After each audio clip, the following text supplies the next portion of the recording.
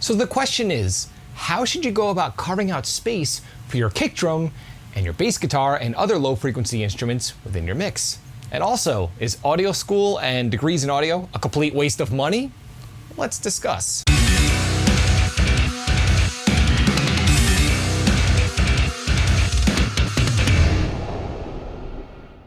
So without any further ado, I'm going to jump into this excellent group of questions submitted by my loyal email subscribers.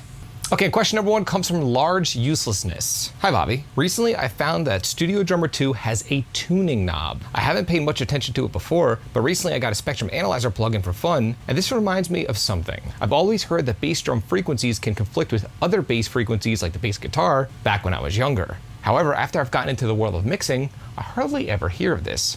I've tried to research it on YouTube and I cannot find any related content. Have you ever adjusted the drum's frequency response to fit the bass? Or is this not even a problem? Okay, well, Large Uselessness, this is an excellent question, and I'm gonna share with you my philosophy and my approach.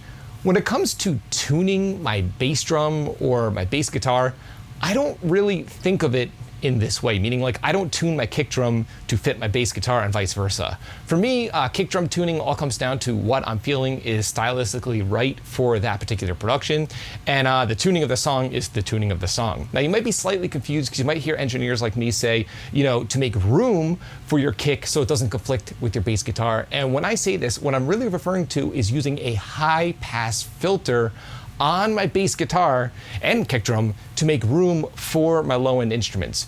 For example, for me, I like to have my kick drum sitting between 30 hertz and 60 hertz, and I like my bass guitar sitting above that, for example, from 60 hertz maybe to 80 hertz, and then my rhythm guitar is above that, and everything else above that. So for me, it's sort of like a layered cake. The kick sits at the bottom, then the bass is above that, then the guitars, so on and so forth. It has nothing to do with the actual tuning of the drums. For example, maybe I want a higher tuned kick for specific production. Maybe I want a lower clickier kick. It really depends on what mood I'm in and also what I think would fit best for the band and the aesthetic that we're going for. So just to be ultra clear, I do not tune my drums, whether it's programmer drums or live drums, to fit with the bass guitar. To me, that is a completely different process. And again, high pass filters are all I need to accomplish the clarity in the low end that I'm looking for. Excellent question, and thank you for your email. Okay, question number two is a good one, and it comes from Mr. Justin Cameron. So Justin is asking a question in regards to MIDI manipulation with MIDI drums. And he writes, I've heard it best summed up as you don't want everything 100% on the grid and machine-like, but you also don't want the groove falling apart or sounding distracting because the kick is always dragging, etc. Think about it as a real drummer who's trying their hardest to play on the grid. Even with that in mind, I never really get it sounding good or natural, which is also not how a real drummer plays. Definitely interested in your thoughts and philosophy regarding this if you have anything further to share. Thanks for reading and thanks for all of your great content. Justin. Okay, well, Justin, this is an excellent question. I'm gonna give you my unfiltered, honest opinion. I think all of this stuff about, you know, messing with the timing in your MIDI drums to make them sound natural is way overblown.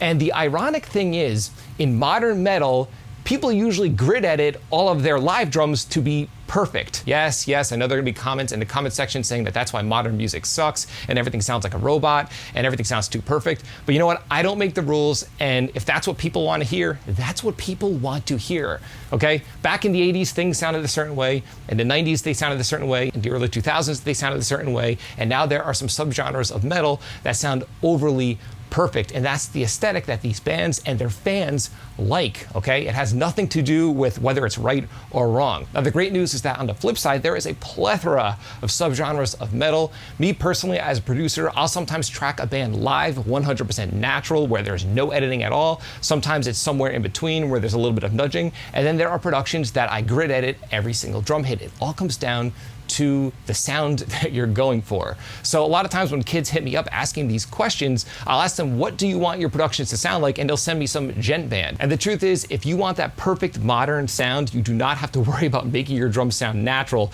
by sliding them off the grid. The true secret to making your MIDI drums sound natural is simple. just make sure you do not peg out all of your velocities at 127. That's the number one mistake that people make. Even if your MIDI drums are perfect and 100% on the grid, if you reduce your MIDI velocities and pay more attention to the dynamics of your drums, 80% of that natural sound you're looking for is in the actual velocities and dynamic range of the MIDI performance. So to sum it all up for you, in short, I wouldn't worry too much about sliding your drums off the grid, especially if you're not a drummer. A lot of times it just sounds wrong unless you really know what you're doing. I would pay more attention to the dynamics. Now for anyone who's watching, if you're interested in improving the sound of your productions where you're using MIDI drums and amp sims, you could have direct access to a MIDI drum and amp sim production checklist. It's a simple, straightforward PDF guide that demonstrates the main mistakes that people make when working with MIDI drums and amp sims and how to fix these mistakes. The guide is absolutely free, and there's a link below in this video's description so you can download it right now and enjoy it. So Mr. Justin, thank you for your question, and hopefully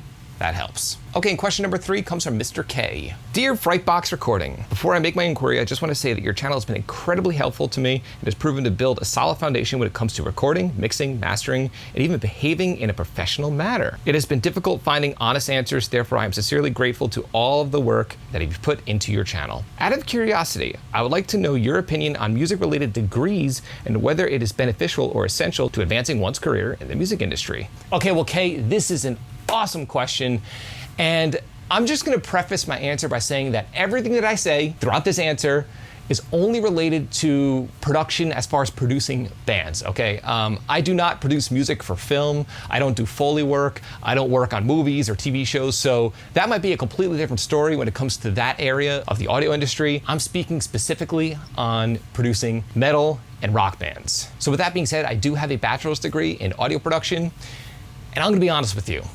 I have never once, not even once, used my degree or had a band ask if I had a degree, or when I was hired for a job, them asking me what my degree is. Nobody cares. You know what they care about? How good you are.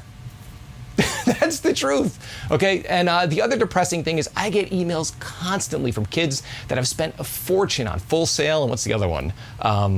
SAE, that can't find jobs. In my opinion, if you're looking to do this for a living, you do not need to go to school for it. There are countless producers and engineers out there in the field that have never gone to school for this that are super successful. Now, the other thing about these schools that I really don't like, and I dealt with this a little bit when I was earning my degree, is that they teach you things that are just outdated, like how to align a tape machine. I had to take semesters of physics, which is cool, don't get me wrong, I definitely learned a lot, and I had some great professors and met a lot of great people, but in the real world, I don't use any of that. It's 2022, DAWs are where we do most of our work, editing drums, tuning vocals, things like that you rarely learn, at least in my experience and based on when I talk with other people that have earned these degrees in recent years. So if I were talking to my younger self right now, I would 100% say without any hesitation, do not go to school for audio. Maybe join an online community or some online courses with a reputable engineer and learn how to make records, how they're made in the real world from actual real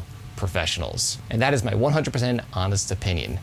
Excellent question. Okay, our final question here comes from Mr. Dave Harvey. In general, what are you cutting on the low mids? I found that if it's too low, it removes too much punch, and too high, it's ineffective. Just needing to know the general area to scan. Appreciate your time, Dave Harvey. Okay, well, Dave Harvey, the truth is there is no one size fits all to this answer.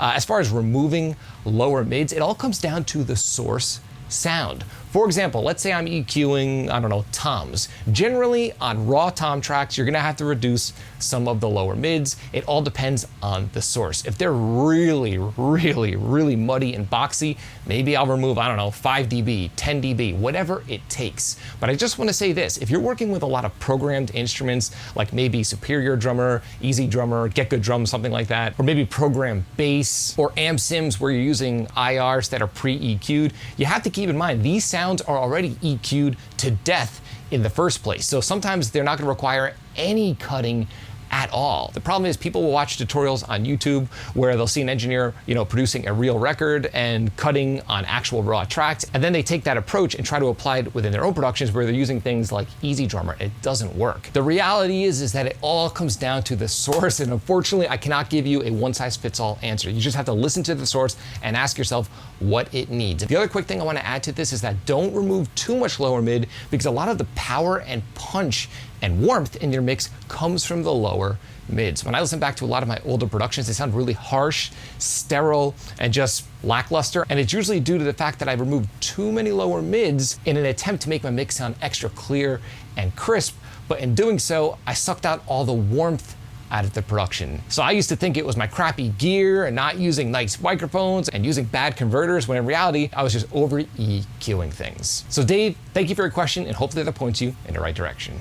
I would just like to shout out and thank my subscribers for emailing me these excellent group of questions. And if you've sent me an email and I haven't gotten to it yet, just be patient. I will definitely get to it within one of these videos in this series. And again, if you're using MIDI drums and amp sims in your productions and you want to improve the sounds that you're achieving in your home studio, you could have direct access for absolutely free to my MIDI drums and amp sims production checklist. Learn what you're doing wrong and how to fix it for absolutely free. There's a link below to the checklist in this video's description. If you found this video helpful, like, comment, subscribe, and share. And do not forget to click the little bell icon so you can be notified every time I upload one of our weekly videos on all things metal and rock production. Until next time, happy mixing.